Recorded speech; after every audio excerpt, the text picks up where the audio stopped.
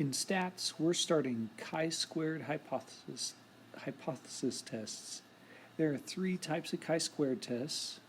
In this video, we are doing a GOF test. All right, this is very new, very different from all the hypothesis tests we've done before.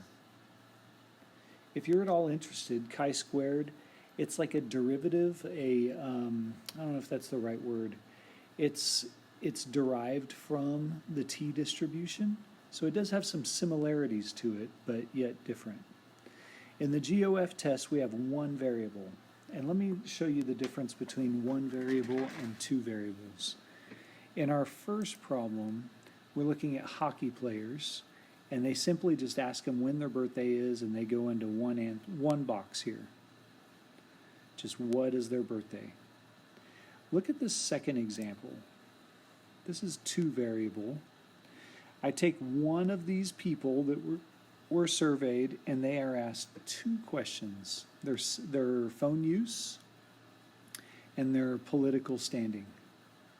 So they have two questions. This is a two variable problem. We'll deal with this in the next video. This is called homogeneity, a two-way test. And then we'll also look at another two-way called independence. But right now we're looking at a GOF test based on one variable. Two scenarios happen. Either for the null, we state what the claimed proportions are for each category, or we just say they're all equal, because they may not have any idea what the claimed proportions are, so we just assume they're equal, and we test to see if one of them is different. Needs to be random. Expected values here, this is based on the null. So whatever that hypothesized proportion is, multiply it by the sample size. They might all be the same, expected values. This is in terms of sample size, because if these expected values are smaller than 5, we can't do the test.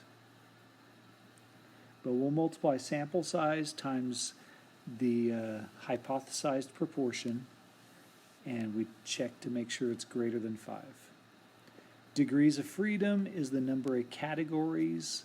It's like the number of answers a subject has when they're asked that one question, -1. And we'll talk about this bottom statement of the page later.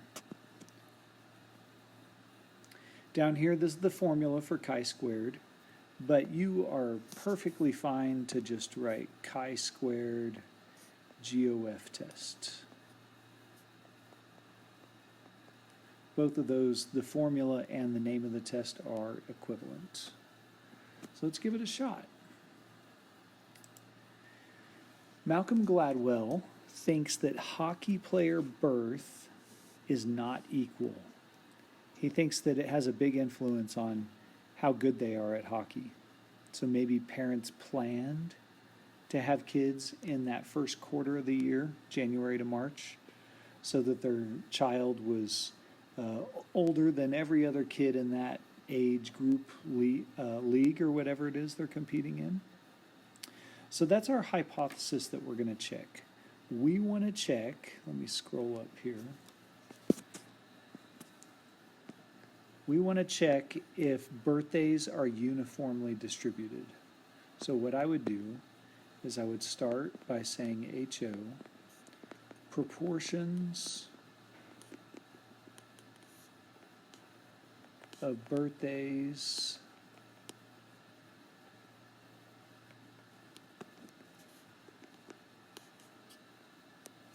by quarter for, these are NHL hockey players,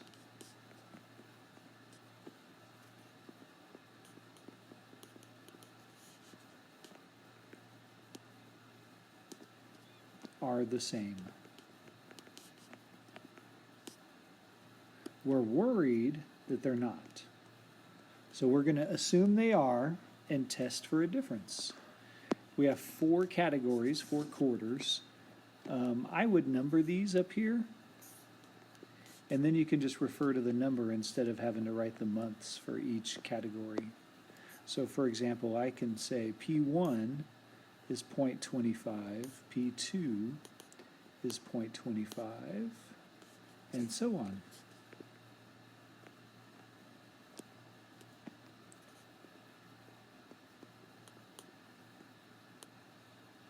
And then for HA, you can say at least one is different.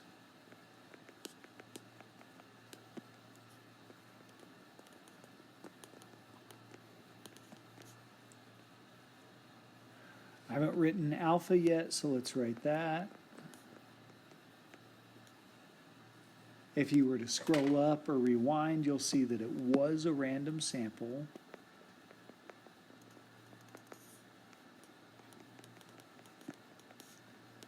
Of 80. But I need to check if that's a big enough sample size. And to do that, we need to check the expected value for each category. So that would be 0.25 times 80, and obviously it is big enough. And E1, E2, E3 are all the same.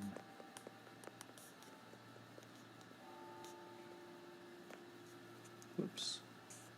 I don't know where that came from.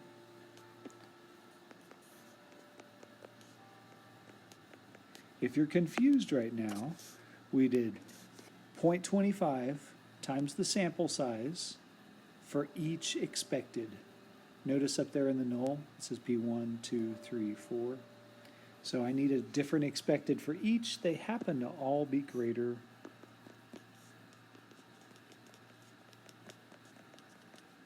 than 5.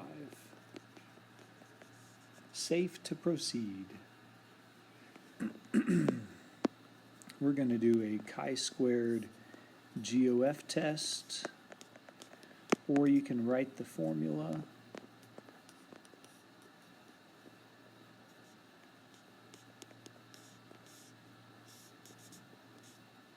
And go from there.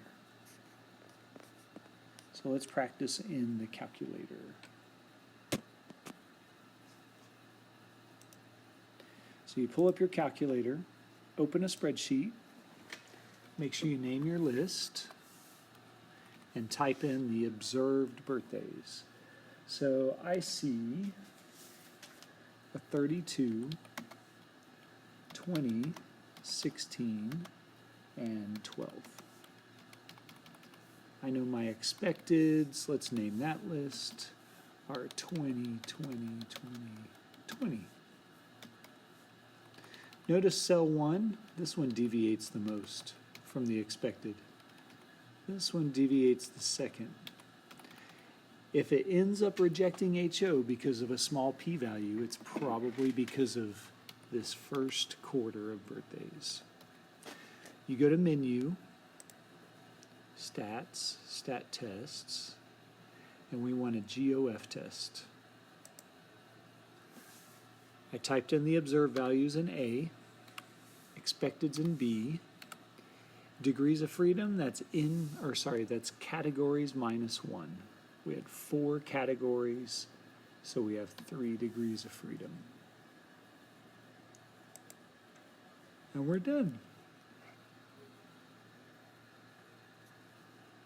This down here at the bottom, this comp list, this is how much each category contributes to the chi-squared value. So the higher the numbers, the lower the p-value it's going to be. The closer they are to 0, the more in line our null is with our observed data. So that's 7.2 right there. You see them better down here at the bottom. 7.2, that's the first quarter. Notice it's the biggest number. It's contributing the most to that chi-squared 11.2. All right, let's wrap it up. Chi-squared is 11.2 with 3 degrees of freedom. I like to write the p-value like this.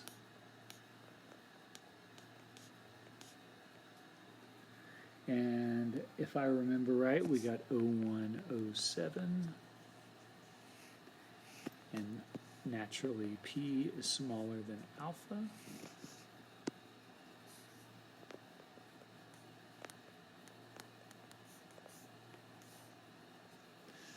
That looks like a funny CL.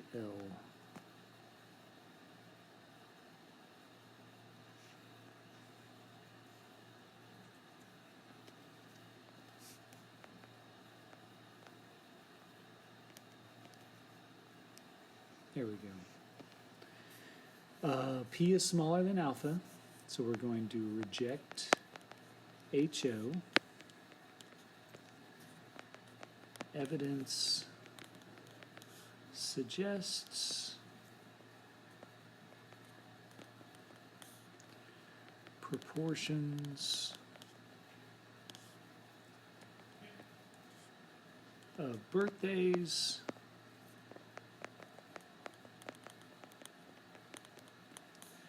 by quarter for NHL players are not uniformly